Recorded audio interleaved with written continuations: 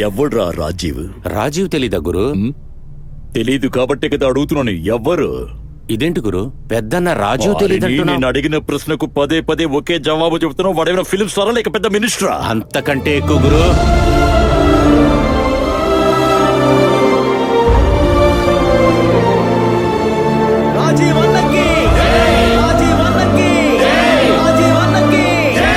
ఇవన్నీ ఆయన దానంగా ఇచ్చేసిన ఆస్తులు. పెద్దన్న రాజీవ్ గారిని కలియుగ కర్ణుడు అంటారన్నా.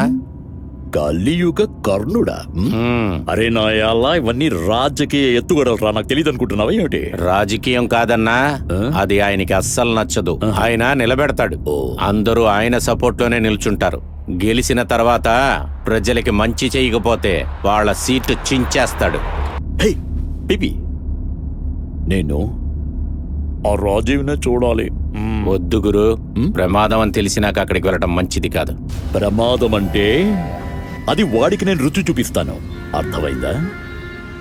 ఈ రోజు నుండి ఆ రాజీవ్కి నేను డిస్కో డాన్స్ నేర్పిస్తానులే.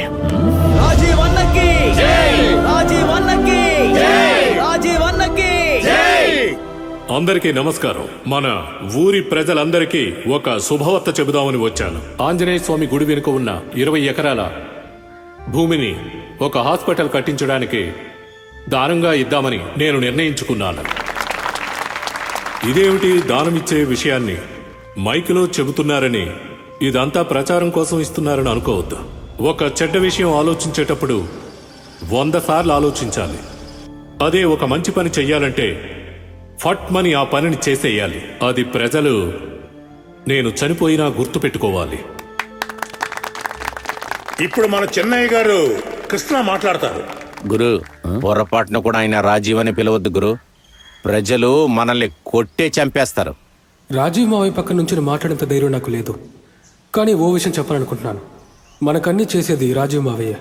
అతను నడిచే దారిలోనే మనం అందరం నడుద్దాం.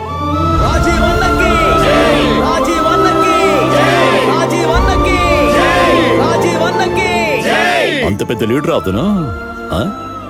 అందరూ కాళ్ళ మీద వెళ్ళి పడుతున్నారు.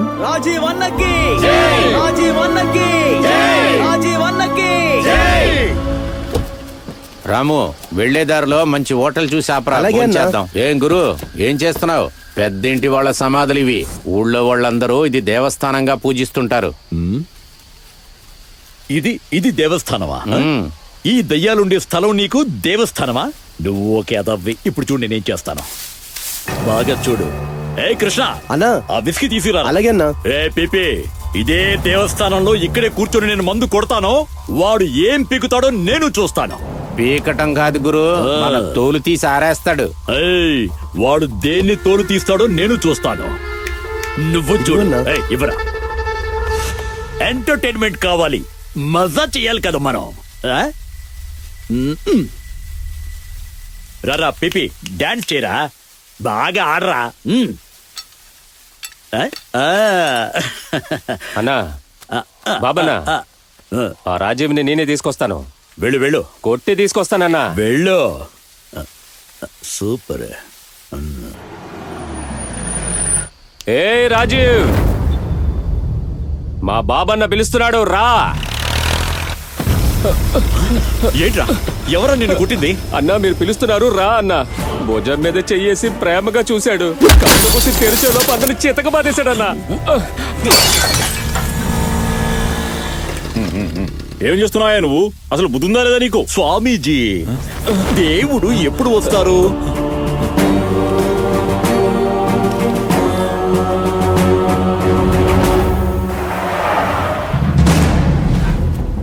పెద్దింటి రాజీవా, దేవుడివా నువ్వు? మన ఊర్లో ఒక్క అంగుళం స్థలం కొని చూపించండి రా అని చెప్పి మా వాళ్ళతో నువ్వు చెప్పావంట కదా. ఇంకా ఎన్నాళ్ళు ఉంటావు నువ్వు? ఊర్నే కాదు, నిన్ను కూడా చేర్చి లేపేస్తాను, చూస్తావా? నేనెవరో తెలుసా నీకు? బాబు, కేబుల్ చెత్త నా కొడక, నువ్వెవడైతే నాకేంట్రా? నా లైఫ్ లో విజిటింగ్ కార్డ్ ఇచ్చి ఏ నా కొడుకుని పరిచయం చేసుకోలేదురా.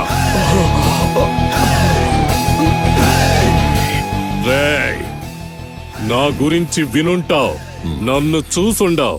చూశాక నీ పొగరు చూపించావంటే నీ తల్లిదండ్రులు నీకిచ్చిన ఒక్కొక్క పార్టు అలా పోతూనే ఉంటుంది. పెద్దవాళ్లకు మర్యాద ఇవ్వని నీలాంటి పనికి మాలినోళ్లే. రాయ్!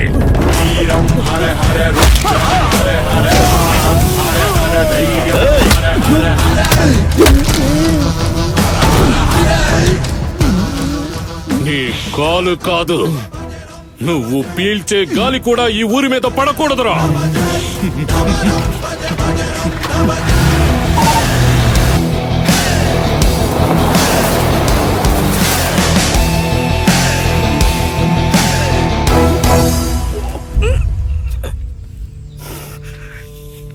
వదిలే గురు, నువ్వు చేతులెత్తి దండం పెట్టేటప్పుడే తెలుసు. చంపి పడేస్తాను. నా తల్లి మీద ఒట్టు గురు, ఎవ్వరికి చెప్పను. నీకు జరిగింది నాకు జరిగినట్లు కాదా? ఇవ్వు.